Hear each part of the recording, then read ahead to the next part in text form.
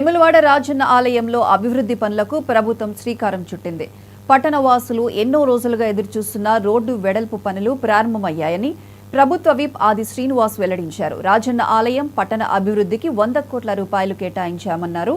గత ప్రభుత్వంలాగా కేవలం శంకుస్థాపనలకు పరిమితం కాకుండా పనులు ప్రారంభిస్తామన్నారు.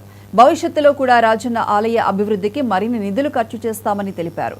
రాజన్న భక్తులకు మెరుగైన వసతులు, శీఘ్ర దర్శనం కలిగేలా ఏర్పాటు చేస్తున్నామని ప్రభుత్వ విప్ తెలిపారు.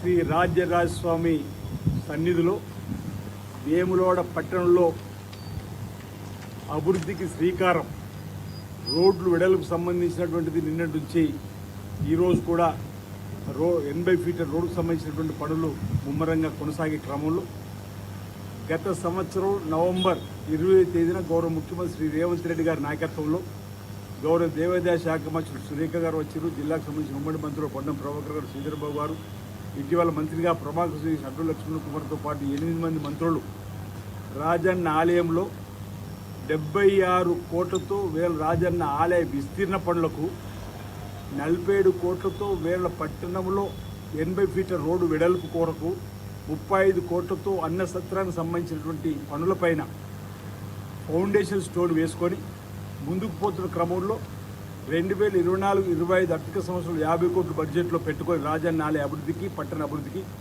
2025-26 సంవత్సరంలో 100 కోట్లు బడ్జెట్లో పెట్టుకొని కలిపితే 150 కోట్లు. అంటే వేరే పట్టణ అభివృద్ధి ఒక కన్ను అయితే రాజన్న ఆలయ అభివృద్ధి మరో కన్నులాగా, అంటే ఆలయ అభివృద్ధి, పట్టణ అభివృద్ధి రెండు సమాంతరంగా ముందుకు తీసుకొని పోవాలని. వేములవాడ గ్రామ పంచాయతీగా ఉన్నప్పుడు 15,000 జనాభా, 2011 జనాభా లెక్కల ప్రకారం 46,000 పైచలకు ఉంది. రేషియో ప్రకారం పెరిగింది చూస్తే 2011 నుంచి ఇప్పటి వరకు సుమారు 66,000 పైన అభివృద్ధి పనులు